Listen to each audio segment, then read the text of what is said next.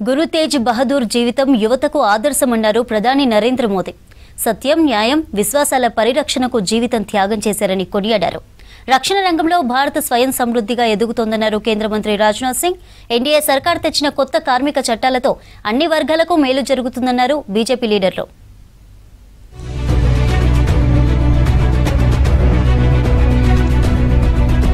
సిక్కు గురు తేజ్ బహదూర్ జీవితం ప్రతి ఒక్కరికి ప్రేరణగా నిలుస్తుందన్నారు ప్రధాని నరేంద్ర మోదీ. సత్యం, న్యాయాన్ని రక్షించడానికి జీవితాన్నే అంకితం చేశారని కొనియాడారు. హర్యానాలోని కురుక్షేత్రలో జరిగిన గురు తేజ్ బహదూర్ 350వ షహీదీ దివాస్లో పాల్గొన్నారు. మొఘల్ ప్రజా వ్యతిరేక చర్యలపై అలుపెరగని పోరాటం చేశారన్నారు. యువత డ్రగ్స్కు బానిసవ్వకుండా గురు తేజ్ బహదూర్ బోధనలు ప్రేరణగా నిలుస్తాయన్నారు మోదీ.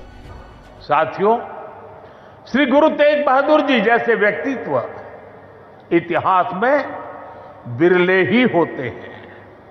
उनका जीवन, उनका त्याग, उनका चरित्र बहुत बड़ी प्रेरणा है.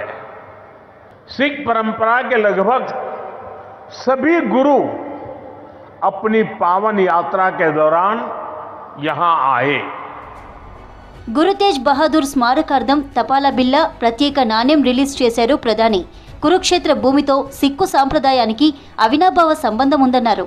ఈ నేలను సిక్కు గురువులంతా సందర్శించారని చెప్పారు. కురుక్షేత్రం పర్యటనలో భాగంగా శ్రీకృష్ణుడి పవిత్ర శంఖం గౌరవార్థం నిర్మించిన పాంచజన్యను ప్రారంభించారు ప్రధాని మోదీ.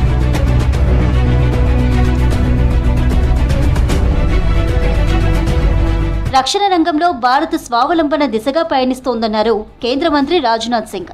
ఢిల్లీలో జరిగిన ఇండియన్ నేవీ సెమినార్లో పాల్గొన్నారు. డిఫెన్స్ రంగంలో టెక్నాలజీ ఎంతో కీలకంగా మారిందన్నారు. ఎప్పటికప్పుడు భారత నౌకదళం ఆధునిక సాంకేతికతను అందిపుచ్చుకుంటుందని చెప్పారు. దేశంలో వస్తున్న నూతన ఆవిష్కరణలు, స్టార్టప్లను చూస్తుంటే గర్వంగా ఉందన్నారు. ఇండో పెసిఫిక్ ప్రాంతంలో నౌకా మరమ్మతుల కేంద్రంగా భారత్ నిలుస్తోందన్నారు రాజ్నాథ్ సింగ్. साथियों, आप सभी जानते हैं कि आज के समय में डिफेंस सेक्टर में टेक्नोलॉजी कितनी क्रिटिकल हो गई है. दुनिया तेजी से बदल रही है. इस सच्चाई को भी कोई नकार नहीं सकता. जियो पॉलिटिक्स में बदलाव लगातार देखने को मिल रहे हैं. मैरीटाइम सेक्टर में भी चैलेंजेस इवॉल्व हो रहे हैं. ऐसे समय में भारत रिएक्टिव रुख नहीं अपना सकता, बल्कि प्रोएक्टिव रहना है और दुनिया से आगे रहना है, फ्यूचर रेडी रहना है. అన్ని వర్గాల సంక్షేమమే లక్ష్యంగా ప్రభుత్వం 4 కొత్త కార్మిక చట్టాలు తెచ్చిందన్నారు కేంద్ర మంత్రి పీయూష్ గోయల్. ప్రధాని మోదీ సర్కార్ తీసుకున్న నిర్ణయంపై 140 కోట్ల మంది భారతీయులు హర్షం వ్యక్తం చేస్తున్నట్టు చెప్పారు. పరిశ్రమల యజమానులు, కార్మిక సంస్థలు హృదయపూర్వకంగా స్వాగతిస్తున్నాయన్నారు పీయూష్ గోయల్.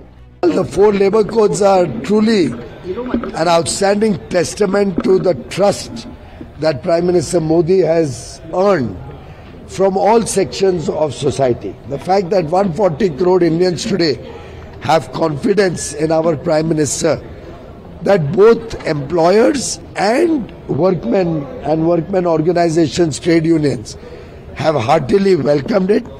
బుద్ధుని పవిత్ర అవశేషాలను 17 రోజుల సందర్శన కోసం భూటాన్ తరలించినట్లు చెప్పారు కేంద్ర మంత్రి కిరణ్ రిజిజు. భూటాన్లో జరిగే అంతర్జాతీయ శాంతి ప్రార్థనలో ప్రదర్శిస్తారని చెప్పారు. భూటాన్ రాజు స్వయంగా బుద్ధుడి అవశేషాల భద్రత కోసం ఏర్పాట్లు చేశాడన్నారు.